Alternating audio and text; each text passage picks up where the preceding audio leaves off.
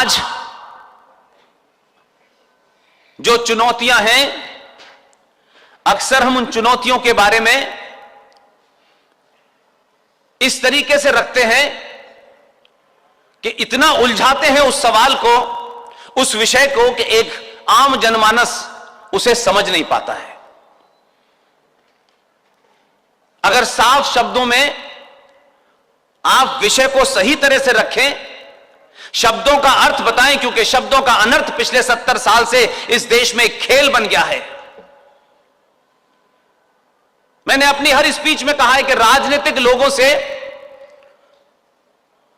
मुझे किसी किस्म की शिकायत नहीं है, क्योंकि हर खेल के नियम होते हैं।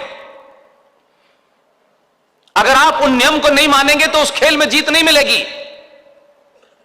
निजी हो सकता है कि आपको उस खेल के नियम पसंद ना हो, अच्छे ना लगें, लेकिन ऐसा नहीं हो सकता कि फुटबॉल के मैदान में आप उतरें और रेफरी से कहें हमें इसमें हॉकी के नियम चाहिए। यह नहीं हो सकता। शायद यही वजह है कि आजादी के बाद पहली बार जिन नियमों के तहत भारत में राजनीति हो रही थी, उस राजनीति में सनातनी ताकतें, हिंदूवादी ताकतें, राष्ट्रवादी ताकतें लगातार अपने आदर्शों के नियमों के तहत गेम खेल रहे थे। हजारों साल की संस्कृति और परंपराओं के कारण उनके अंदर कुछ चीजें घर कर गई थी कि हम अपने नियम को नहीं बदलेंगे, हम इन्हीं नियम से खेलेंगे, हारे या जीते। जिस दिन भारत के लोगों ने खेल के नियम बदल दिए, उसी दिन 2014 पैदा हो गया। इसलिए आदर्शवाद अच्छा लगता है, बहुत उसकी व्याख्या होती है, लेकिन आदर्शवाद से दुनिया को नहीं जीता जा सकता। दुनिया को वही भाषा पसंद होती है जिस भाषा में वो समझते हैं। और एक राजनीतिक तो ऐसा है, अगर उनकी बातों को मैं पिछले 1917 से सुन रहा हूं,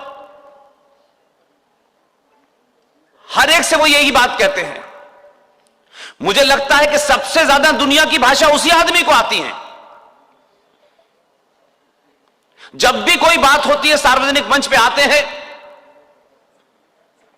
और ये फर्क है सफेद रंग की खादी पहनने में और गेरुआ वस्त्र पहनने में।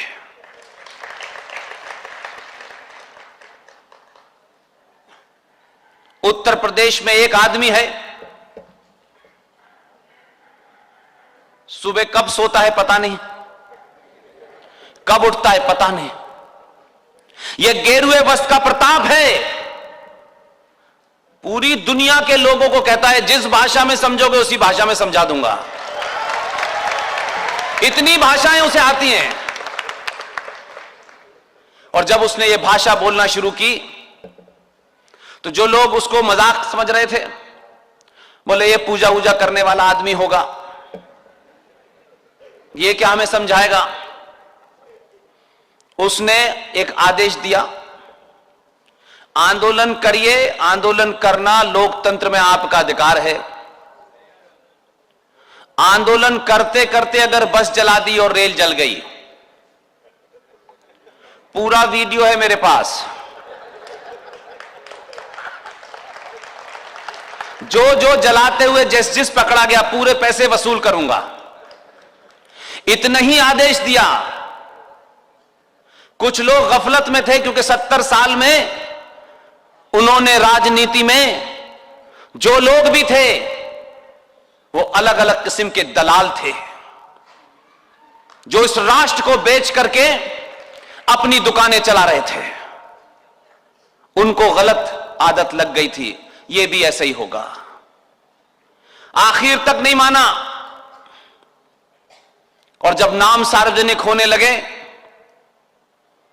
तो उत्तर प्रदेश के मुख्यमंत्री निवास के बाहर 5-5 फीट लंबी डाड़ियां छोटे भाई का पजामा बड़े भाई का कुर्ता पहने, लोग बोले मौला माफ कर दे, एक बार माफ कर दे मौला। इसको कहते हैं जिसको जो भाषा समझ में आए उसी भाषा में जवाब देना चाहिए, और भाषा की मर्यादा का ध्यान रखना जरूरी है, लेकिन भाषा की मर्यादा भी इतनी न रखी जाए कि आप जो कहना चाहते हैं वो कह ना पाए। 2014 से पहले आप हिंदू नहीं थे, सनातनी नहीं थे, बिल्कुल भी नहीं थे। गुजरात के लोग भी 2002 से पहले न सनातनी थे न हिंदू थे। एक आदमी को 15 साल ट्रेनिंग दी आपने, हर किस्म का ऑपरेशन करना सिखाया। पूरी दुनिया इस भ्रम में रही है मीठा खाना खाते हैं, ये तो ऐसे काम करेंगे ही नहीं।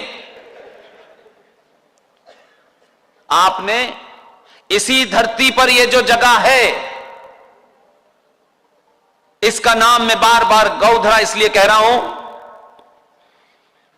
कि मैं सुबह उस ट्रेन को देखने नहीं गया था। मैं कोई नेता नहीं हूं जिसकी तस्वीर खिंचेगी अखबार में लगेगी, मैं कभी चाहता भी नहीं हूं कि मेरी कोई तस्वीर आए। मैं उन 58 कार सेवकों को नमन करने गया था। मुझे खुशी है कि जब ये 2002 में ये सब हुआ तो पूरी दुनिया को अंदाजा नहीं था। इसीलिए मैं कहता हूं अपने पे विश्वास रखिए, अपनी परंपराओं संस्कृति पे विश्वास रखिए, अपनी आस्थाओं पे विश्वास रखिए, और विश्वास को ऐसे मत बदलिए जैसे अक्सर आप बदल देते हैं। एक मंदिर गए, मंदिर में दुआ मांगी, दुआ पूरी नहीं हुई, दूसरे मंदिर चले गए। बेटे को पास कराना है तो भंडारा होगा, बेटी की शादी करनी है तो 5000 लोगों का भंडारा होगा। जिस तरीके से मंदिर में आप देवी देवताओं को बदलते हैं, आप अपनी आस्थाओं को मत बदलिए। अपनी आस्थाओं पर डगट रहिए। सरकारें आती हैं जाती हैं, पार्टियां टूटती हैं बिगड़ती हैं, कोई फर्क नहीं पड़ता है। इसलिए 2002 में जो भी कुछ यहां हुआ, जिन 58 कार सेवकों को, जिन जिहादियों ने यह सोचकर जलाया था कि हम इनका न सिर्फ मनोबल तोड़ेंगे, पूरे हिंदुस्तान पूरी दुनिया में हम इनको कमजोर कर देंगे। उस वक्त दुनिया में किसी को नहीं पता था कि इसी प्रदेश की धरती से एक आदमी निकलेगा, 14 में दिल्ली पहुंचेगा, अकेला होगा। लोग उसको भी सीरियस नहीं ले रहे थे। लोगों ने समझा अकेला है, घेरो इसको। गुजराती इस मामले में पूरे बिजनेसमैन हैं। उन्होंने कहा यह अकेला पड़ रहा है। 5 साल के कारण लोग इसे थका हुआ समझ रहे हैं। आपने कहा दूसरा भेजो, और जब आपने दूसरा भेजा तो 5 साल में जो भारत का तंत्र था, सिस्टम था, जो व्यवस्था थी, वो ये सोच के बैठी थी कि 5 साल बाद हम ये चला जाएगा। देश कोई राजनेता नहीं चलाता, व्यवस्था चलाती है। 5 साल तक अकेले चलाई। 19 में जब दूसरा भेजा आपने, तो व्यवस्था को समझ में आ गया। अब उनको डर लग रहा है कि 24 में कौन आने वाला है। इसका असर होता है, जरूर होता है, जमीन पे होता है। आप 712 से जिस भाषा को सुन रहे थे, जिस जहालत को देख रहे थे, जिस आक्रांताओं को देख रहे थे, जिस मजहब की किताब में लिखा हो कि मुशरिक का कत्ल वाजिब है, मुशरिक मीन मूर्ति पूजक, उस किताब के लोगों से आपका कैसा भाईचारा हो सकता है? कभी नहीं हो सकता। और आप तो छोड़ दीजिए, आप तो फिर भी एक अरब परंपरा के लोग हैं। जिन लोगों ने प्रॉफिट मोहम्मद के दामाद को सुबह की फजर की नमाज में कत्ल किया हो, उनकी बेटी फातिमा का मर्डर किया हो, उनके बच्चों को मारा हो, उनकी दोस्ती आपसे हो सकती है? वो मोहम्मद के सगे नहीं हुए, आपके सगे होंगे? आप किस गलतफहमी के शिकार हैं? आप अपने निजी संबंधों को सार्वजनिक संबंध समझते हैं? किसी आपकी दोस्ती हो सकती है, किसी के साथ आपके निजी रिश्ते हो सकते हैं, लेकिन वो रिश्ते राष्ट्र के लिए नहीं हो सकते। इसीलिए इसी प्रदेश का एक आदमी 2019 में पहुंचा, दूसरे साथी को बुलाया, व्यवस्था में बैठे हुए लोगों को समझ में आ गया, नहीं ये तो सोता ही नहीं है। बहुत सवाल उठते हैं, मीडिया लिखते कब सोता है, कब खाना खाता है, जब देखो जब बोलने के मोड में रहता है, और जब लोग सुनते नहीं है टेलीविजन पे तो मन की बात रेडियो में कर देता है। कोई रास्ता नहीं छोड़ता। इसमें एक बात सीरियस है, वो ये जानता है कि 1000 साल कम से कम 712 से ये सनातनी अपने पुरुषार्थ को भूल गया, अपनी परंपराओं को भूल गया, अपने आदर्शों को भूल गया, बहादुरों को भूल गया, और कायरों को आपने अपना आदर्श बनाया। इसलिए कायर डरपोक आप पे राज कर रहे थे। इसलिए उसके हर एक्शन में, हर चलने में, उसके कपड़ों में, बातचीत में, खड़े होने में, हर चीज में सनातनियों को मैसेज है। समझने की कोशिश कीजिए।